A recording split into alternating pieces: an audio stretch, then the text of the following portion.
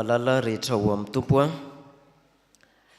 ny sitrapon'Andriamanitra izay omenantsika amin'ity alahady anio ity a andeha ho takarintsika ao amin'ny marika toko fahadimy. Marika toko fahadimy ny andininy fahadimy amby roapolo ka hatramin'ny andininy fahaefatra amin'ny telopolo.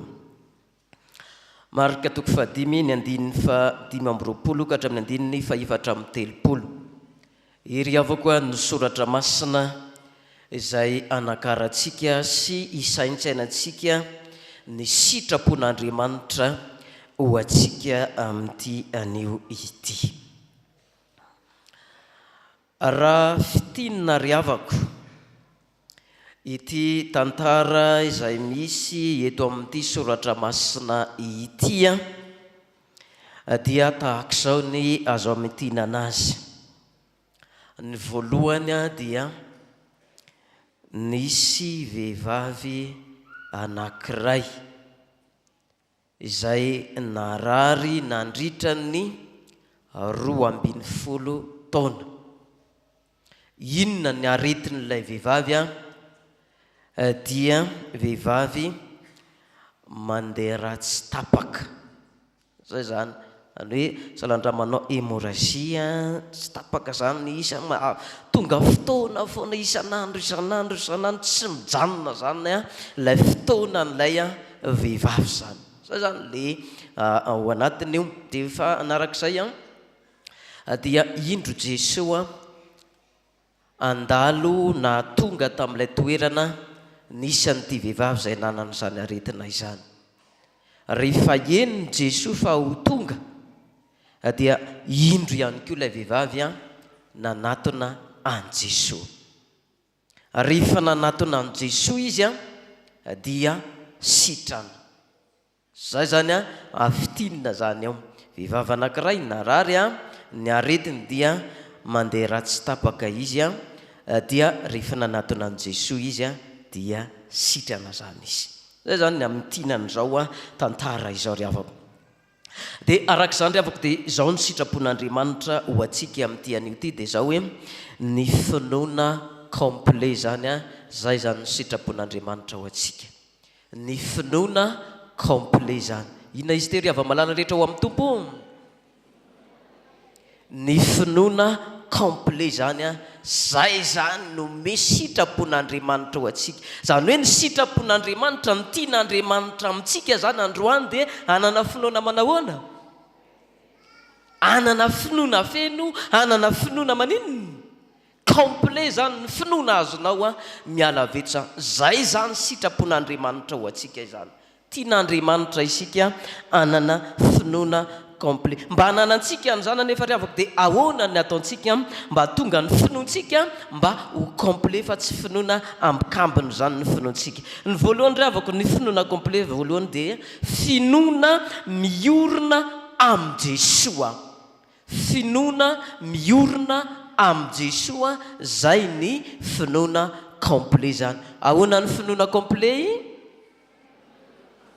Finoana miorina amin'izy ny finoana complet. Finoana miorina amin'ny Jesoa zany. Zay zany finoana complet zany zay. Hitantsika eto dia zao. Hitantsika eto amin'izao soratra masina izao. Ny voalohany ny finoany ity vehivavy ity dia niorina tamin'iza ny finoany voalohany?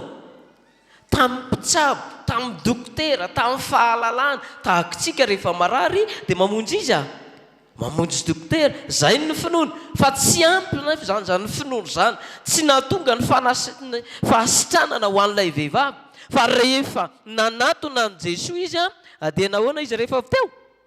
Dia sitrana zany. Zany hoe nisy finoana voalohany dia niorina tamin'ny mpitsabo izy. Faharoa ny finoany dia niorina tamin'ny Jesoa. Satria raha ijerevantsika eo manomboka eo amin'ny 720 faha-20 dia hitantsika ao anatin'izany izy manorina ny finoany ho amin'ny Jesoa.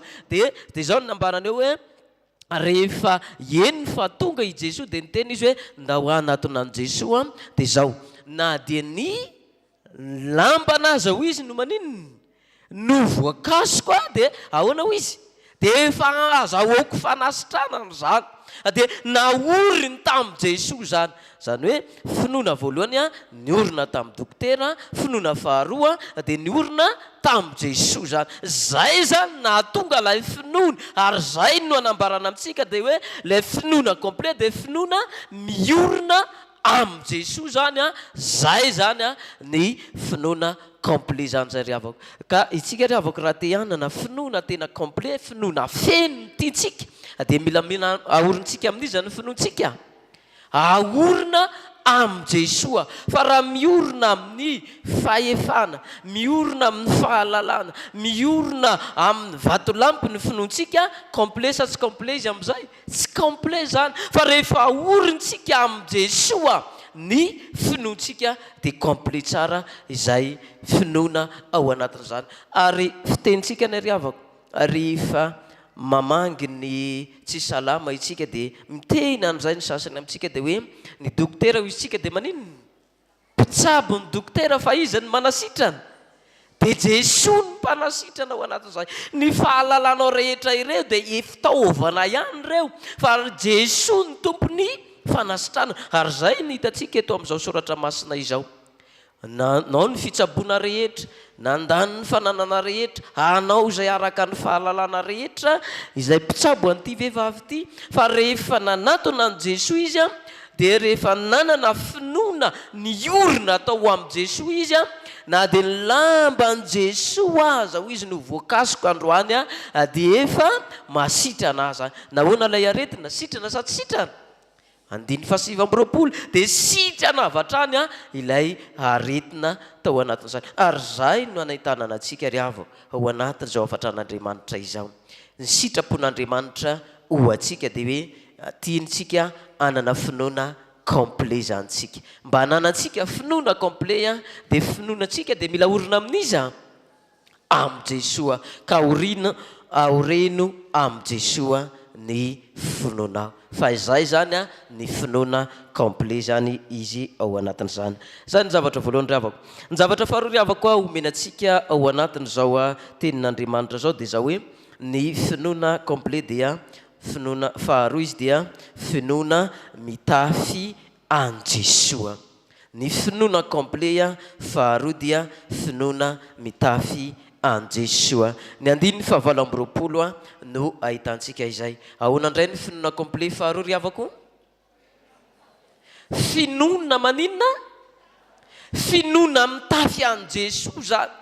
Zay zany finoana complet zany zay. Mila mitafy an Jesosy ny finoantsika. Ary hitantsika ny zany ry havako eto amin'izao soratra masina izao ilay vehivavy ity rehefa nikasika n'ilay lamban'i Jesosy, nanendry ny lamban'i Jesosy dia sitrana avy hatrany izy. Ilay hoe nikasika eto ry havako dia hoe mitafy zany eo. Nareo mitafy an Jesosy zany ity vehivavy ity. Ary hitantsika ry havako ao anatin'izany dia Jesosy zany no fahatanterahany zany rehetra izany. Izao tontolo izao dia tamin'ny voalohany dia noarian'Andriamanitra tahaka ny endriny zany. Narian'Andriamanitra tahaka ny endriny. Fa tonga ilay Satana dia tafasaraka tamin'Andriamanitra ny olona. Rehefa tafasaraka tamin'Andriamanitra ny olona dia nalefa n'Andriamanitra i Jesosy andeha hamonjy ny olona izay latsaka tany amin'ny fahotana izany. Ary io fahotana io no nentiny Jesosy teo amin'ny azo fijaliana.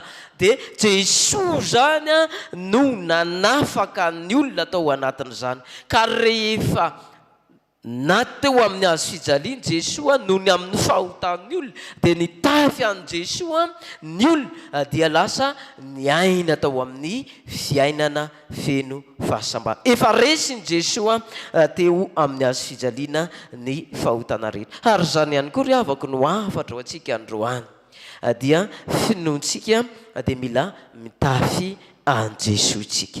Mila mitafy an Jesosy ny finoantsika. Mila hitafio Jesosy Kristy, hitafio Jesosy Kristy. Fa izany ny sitrapon'Andriamanitra amintsika, izany no ahafahana milaza amintsika fa tena hoe finoana complet ny anananao anatin'izany. Tahaka nyity vehivavy ity rehefa nitafy an' Jesoa, rehefa nikasika an' Jesoa, rehefa nandray an' Jesoa dia sitrana soamantsara izy ao anatin'izany. Ko hitafiry avako i Jesoa Kristy fa izany no takiany tompo amintsika. Zay ny faharoa. Ny zavatra fahatelo ihany koa ry avako jerevantsika amin'izao soratra masina zao dia zao ny finoana complet fahatelo dia finoana mahazo tsodrano avy amin'ny Jesoa.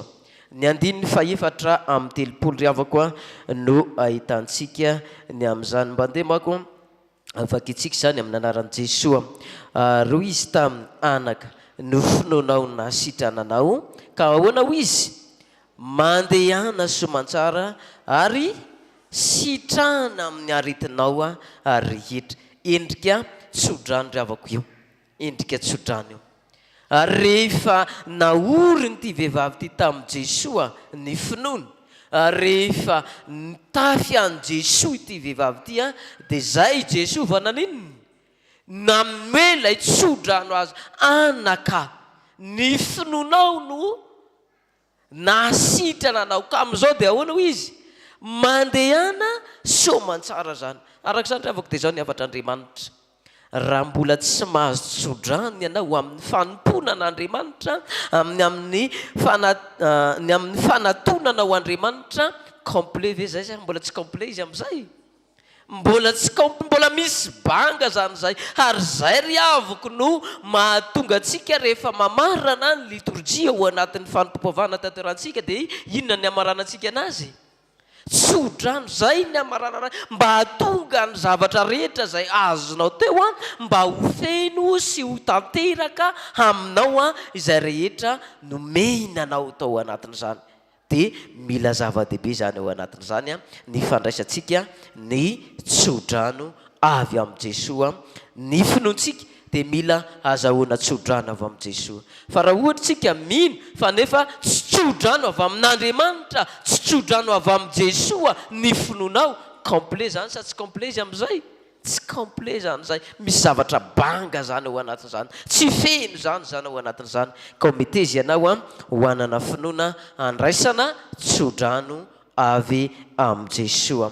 Hitam-pamarana ny ravako dia tsara ny mamerana amintsika fa dia zao ny sitrapon'Andriamanitra ho antsika tao anatin'izao fanompoavahana izao dia mila manana finoana complet isika, mila manana finoana feno isika. Fa rehefa manana finoana feno isika dia ho sitrana ianao, ho afaka ianao ny amin'ny aretina sy ny amin'ny fampahoriana izay ataon'ny Satana amintsika. Ahoana nefa ny ahafahantsika manatanteraka izany ny ahafahantsika manana finoana feno na complet ry avako dia mila manana finoana miorina amin'ny Jesoa. Aorino amin'ny Jesoa ny finoanao. Faharoa ihany koa hitafio i Jesoa Kristy. Ny fahatelo dia mandraisa tsodrano avy amin'ny Jesoa.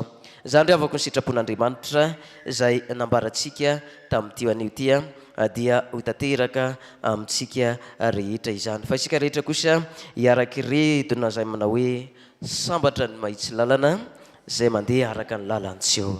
Sambatra izay mitandrina ny teny vavolombelona ka mitady azy amin'ny fony rehetra. Amen.